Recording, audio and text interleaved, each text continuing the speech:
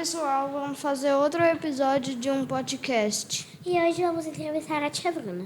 É uma honra participar desse podcast Protagonistas do Futuro. Eu, particularmente, gosto muito dessa instituição. Meus filhos estudam aqui e me sinto muito honrada em contribuir com um pouco que eu sei. Meu nome é Bruna, eu sou formada em psicologia, fiz minha graduação lá no Nordeste, na Faculdade de Ciências Humanas de Olinda, FACHO, e fiz minha especialização em terapia cognitivo-comportamental na Faculdade Fracinete do Recife, em Olinda.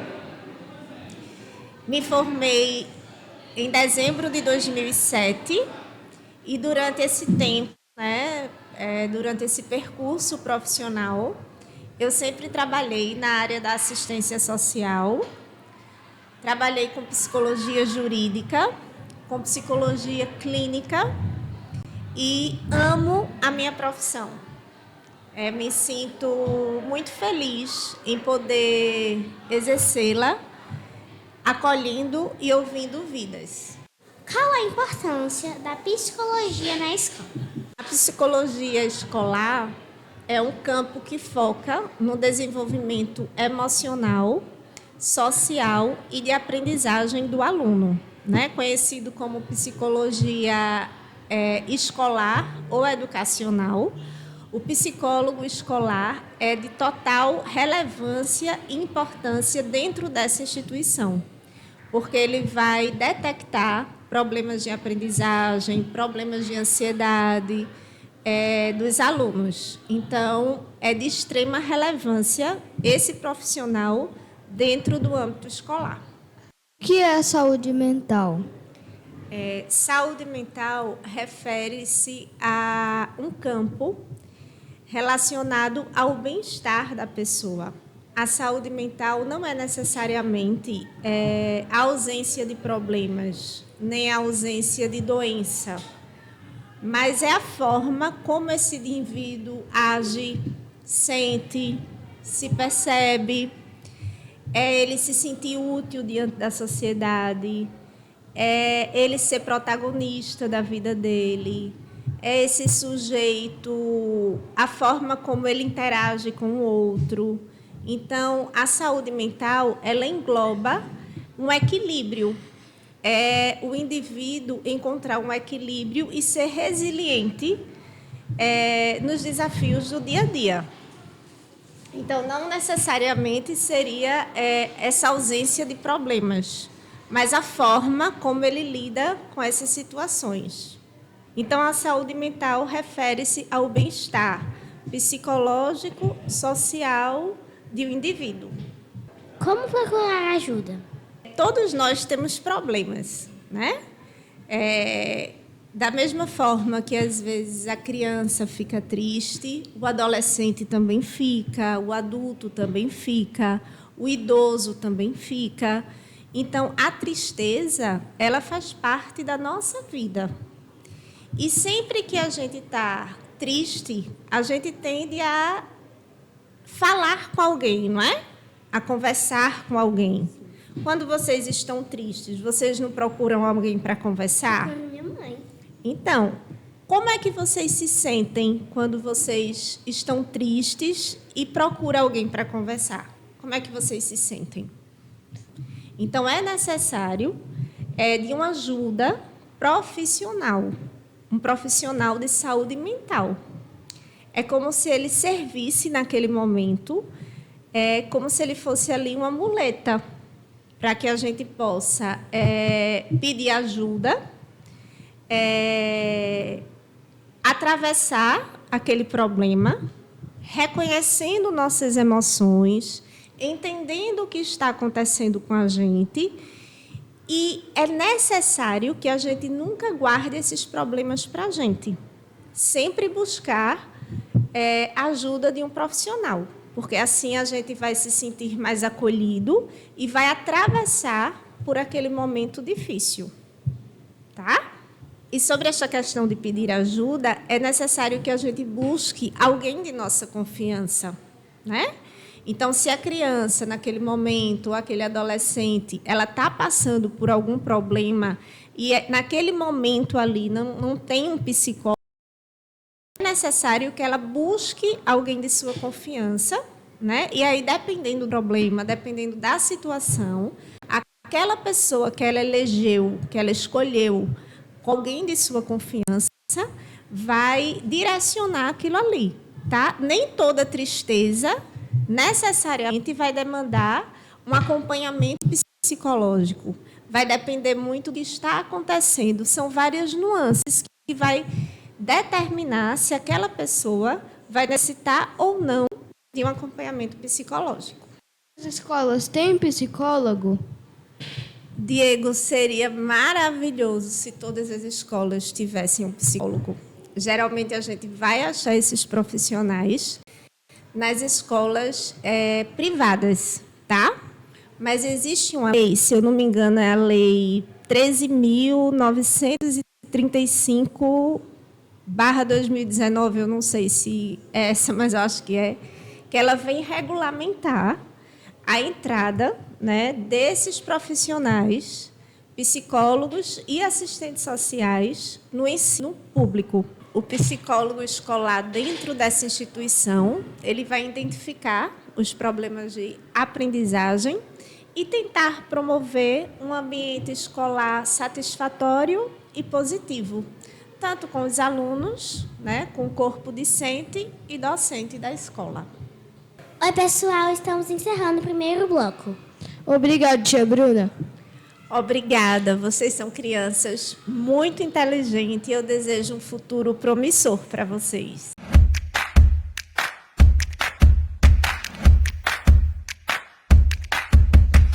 Olá, gente, tudo bem? Eu me chamo Sofia Silveira e hoje nós estamos aqui com a convidada Bruna Pereira, uma psicóloga muito conhecida aqui de Marabá, e hoje nós falaremos um pouco sobre a importância da psicologia para nós, crianças, adolescentes e adultos, e também em comemoração ao Dia do Psicólogo. Bom dia, eu me chamo Paula e a gente agora vai continuar com a doutora Bruna. Doutora Bruna, como é que a profissão da senhora ajuda as pessoas? A psicologia, ela ajuda as pessoas de diferentes formas, promovendo e prevenindo a saúde mental e tratando diversos transtornos e dificuldades emocionais. Ok. O que é a ansiedade que a gente pode fazer para prevenir ela?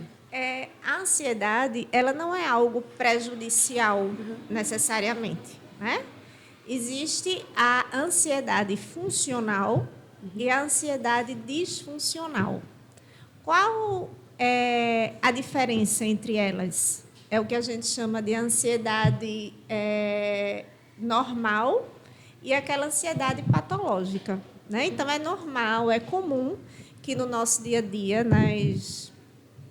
na nossa rotina, a gente fique ansiosa diante de alguma situação que nos remete medo. Então, vocês sabem muito bem disso, né? Vocês vão ser submetidas a uma prova, uma disciplina, geralmente, que vocês não estão dominando ou que têm medo. É normal que a ansiedade venha, né?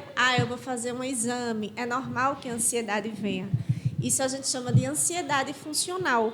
É como se a ansiedade ela nos freasse diante de alguma determinada situação. Então, essa ansiedade corriqueira, normal, ela não afeta a nossa saúde mental, tá? Mas existe aquela ansiedade, que a gente chama de ansiedade patológica, que é uma ansiedade que requer mais atenção, que é aquela ansiedade que nos impede de fazer algo que corriqueiramente eu fazia, né? Então, assim, eu começo a me isolar, eu começo a ter taquicardia, eu começo a ter sudorese, eu começo a evitar pessoas, né? Eu não tenho... Isso eu fazia muito bem, hoje eu não faço mais. Eu começo a sentir uma tristeza, dor no peito.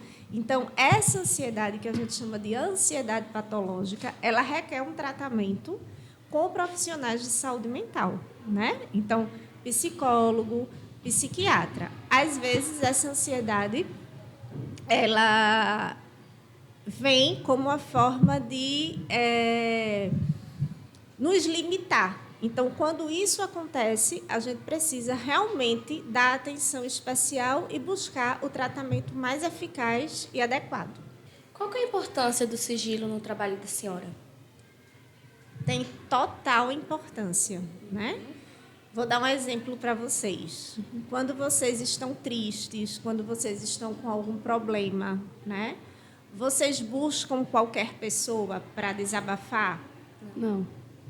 Então, assim, a mesma coisa é o trabalho do psicólogo em relação ao sigilo. Então, é uma coisa que nós, psicólogos, independente da área de atuação, a gente deixa bem claro, né, ao usuário que a gente está atendendo, ou ao paciente, enfim, diante da área que eu vou atuar, eu vou deixar claro que aquele momento é um momento sigiloso, tá? Então, assim, a gente sempre tem que prezar pelo sigilo profissional.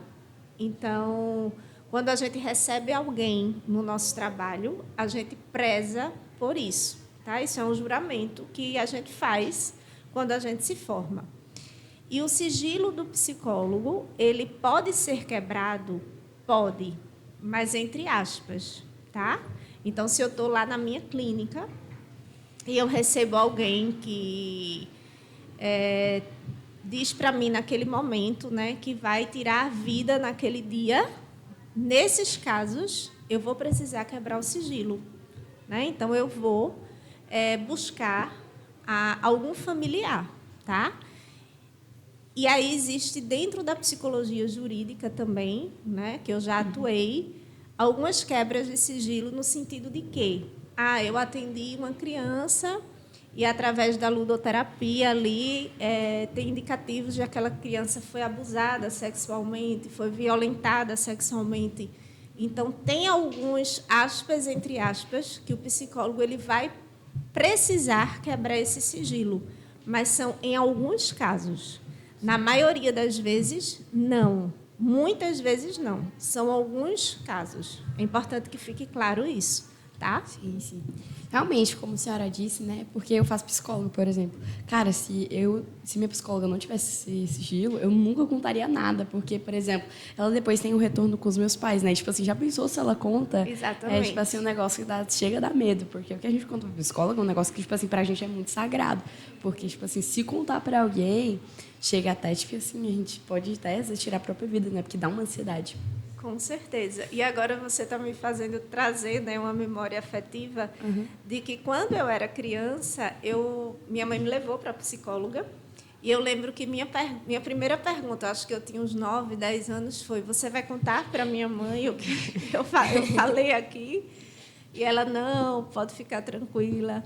Então, assim, esse sigilo ele é de fundamental importância, né? Porque se eu não confio na minha psicóloga, como é que eu vou contar minhas coisas para ela? Exatamente. Não é verdade?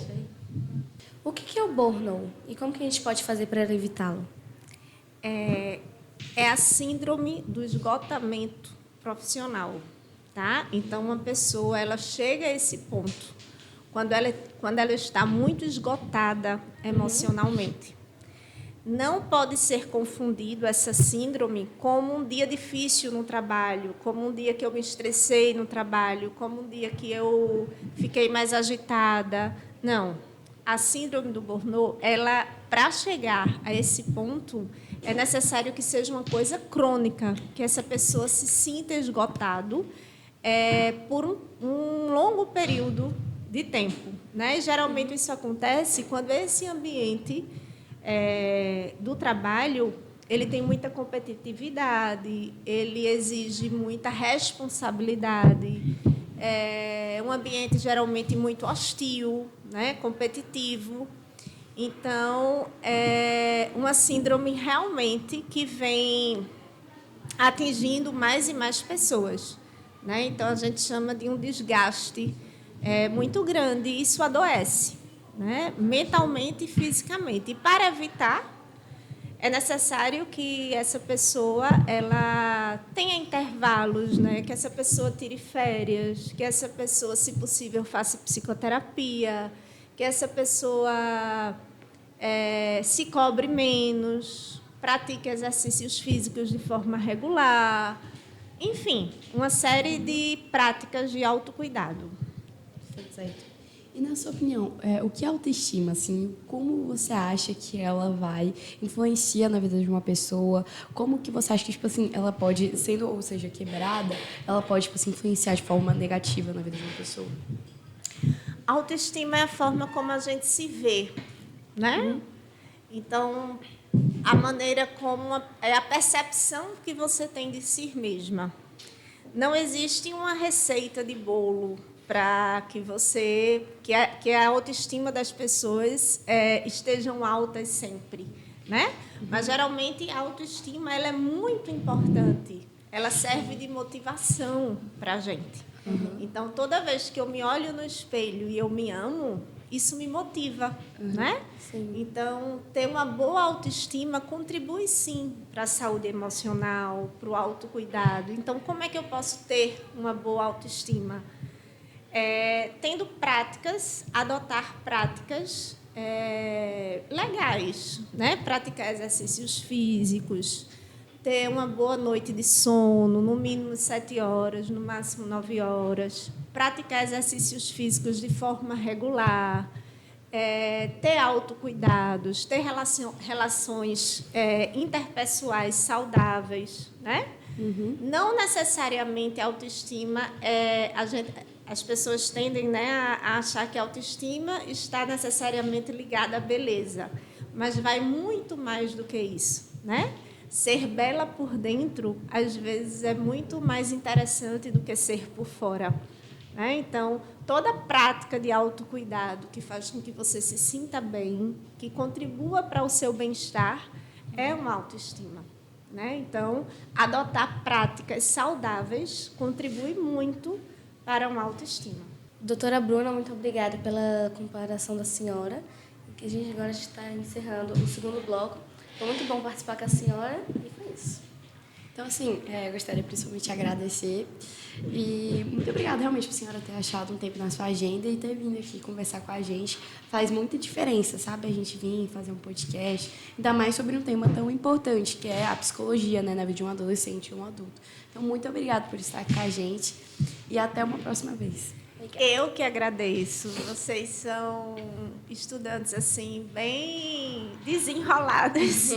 E eu fiquei muito feliz em saber que você faz terapia, porque a psicoterapia é um processo de autoconhecimento e o autoconhecimento geralmente é dolorido, mas é fascinante. Eu, como psicóloga, também me submeto ao processo de psicoterapia e amo.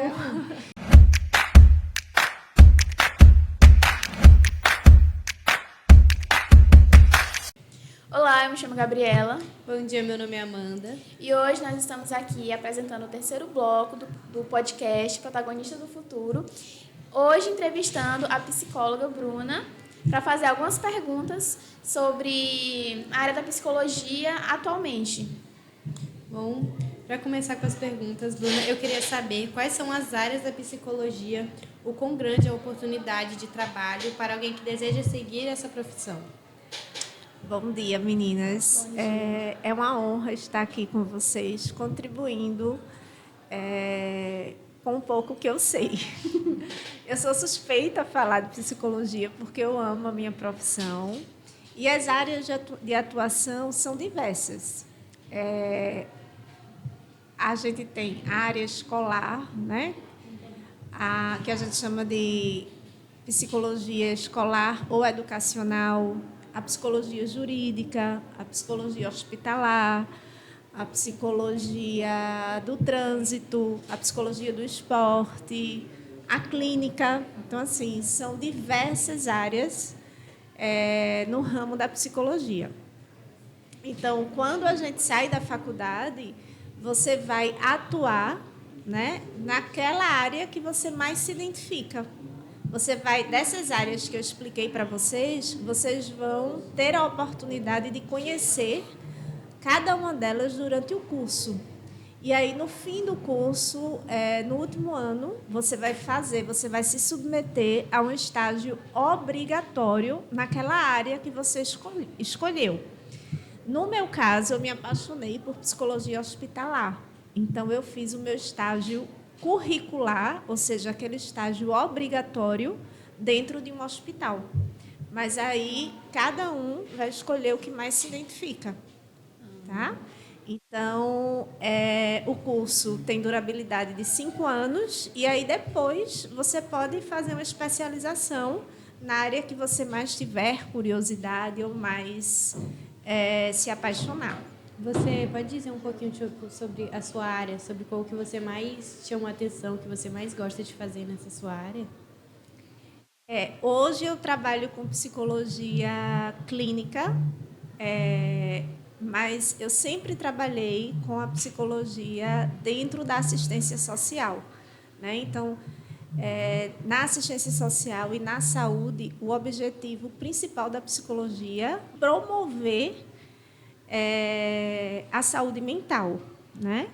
E tratar algumas dificuldades emocionais e alguns transtornos. Esse é o principal foco dentro da psicologia da saúde, né? Mas aí lá na área de assistência social, onde eu também trabalhei, o objetivo principal da psicologia era desenvolver, né, era um trabalho mais coletivo e era desenvolver o protagonismo dos usuários, né, que procuravam o serviço da assistência social, né, o SUAS, que é o Sistema Único de Assistência Social. Então, lá a gente trabalhava com grupos operativos, né, sempre buscando promover e desenvolver o protagonismo dessas crianças, desses jovens, desses idosos.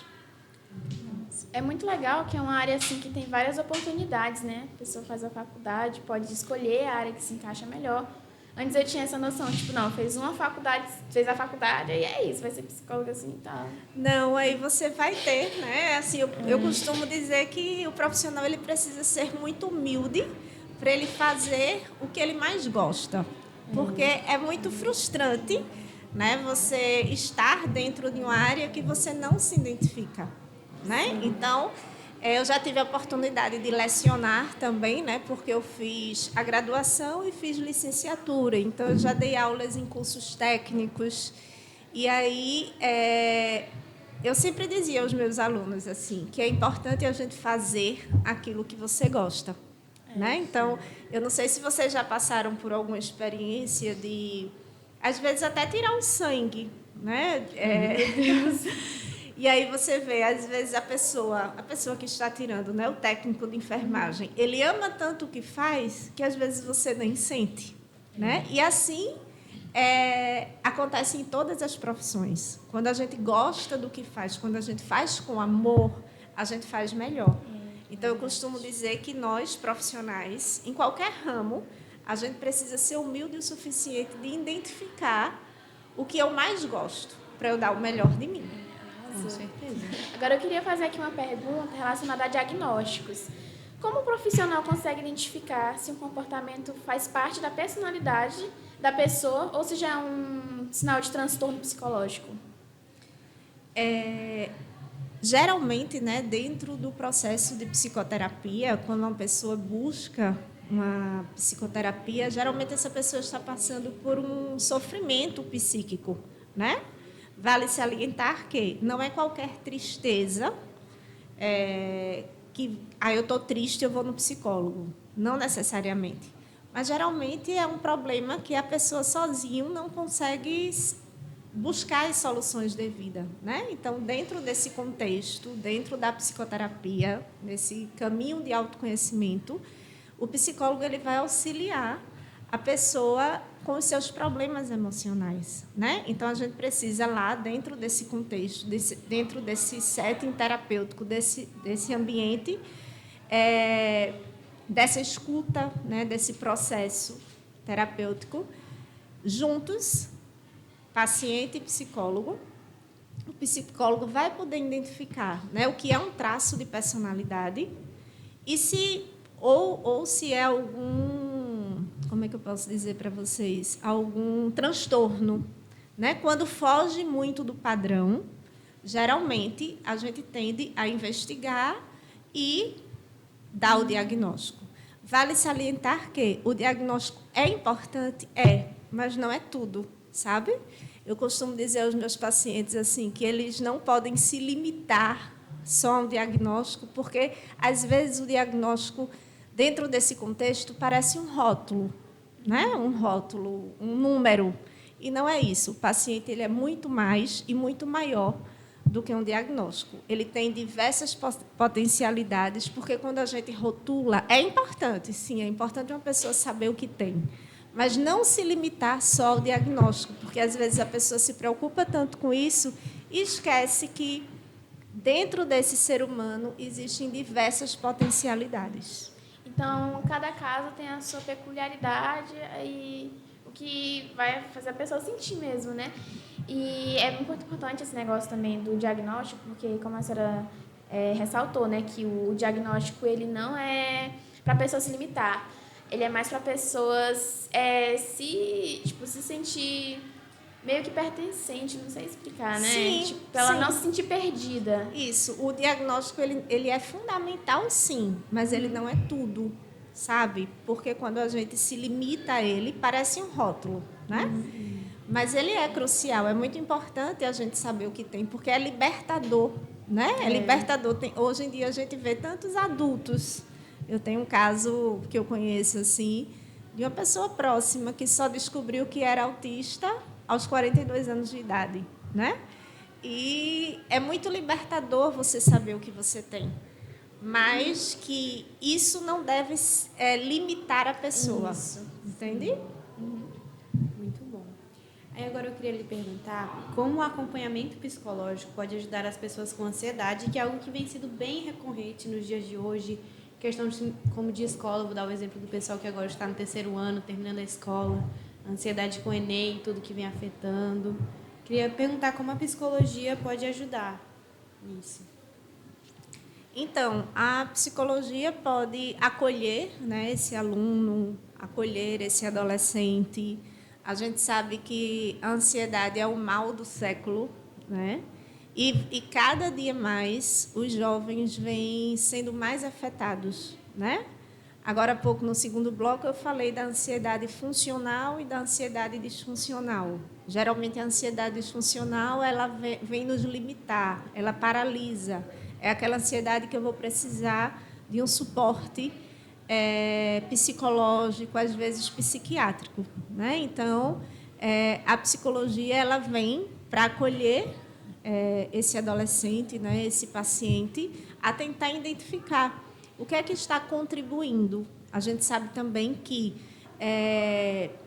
o uso da tecnologia, às vezes, é uma faca de 2 gumes, né? Então, o que contribui muito hoje em dia para esse adolescente ansioso é o fato dele estar se comparando com as outras pessoas dentro desse contexto de rede social, né? A gente vê muito. E aí a psicologia ela vem para tratar esses transtornos. Sim, questão de ajudar, né? Porque hoje em dia consegue-se perceber que a ansiedade é algo muito recorrente em todos, até em adultos, idosos. Sim. Todo mundo tem um grauzinho Sim. de ansiedade que afeta bastante. Tem até questão de pessoas que dão crises de ansiedade. Então é algo que realmente ajuda muito, né? E assim, o número ele tem se alarmado, né? Ansiedade não é frescura. Ansiedade não é uma doença de classe média alta. Ansiedade, ela comete qualquer pessoa, como você bem colocou, né? A gente tem crianças ansiosas, a gente tem adultos ansiosos, adolescentes ansiosos e idosos ansiosos, né? Então, a psicologia ela vem contribuir no tratamento para a gente identificar esses sinais, esses sintomas e tratar. Sim, porque antes era algo que nunca era bem, como é que diz, bem... Era visto como um tabu. Era visto como Sim. um tabu. As pessoas não se importavam com isso, falavam, tipo, como é só frescura. Sim. É uma coisa que a pessoa está fazendo drama, mas é algo que realmente afeta a pessoa e a pessoa que tem se sente muito afetada. Sim, é uma doença que atrapalha o dia a dia, né? Uma doença que vem para limitar esse adolescente, esse jovem, esse adulto, né? Ela vai atrapalhar a qualidade de vida dessa pessoa.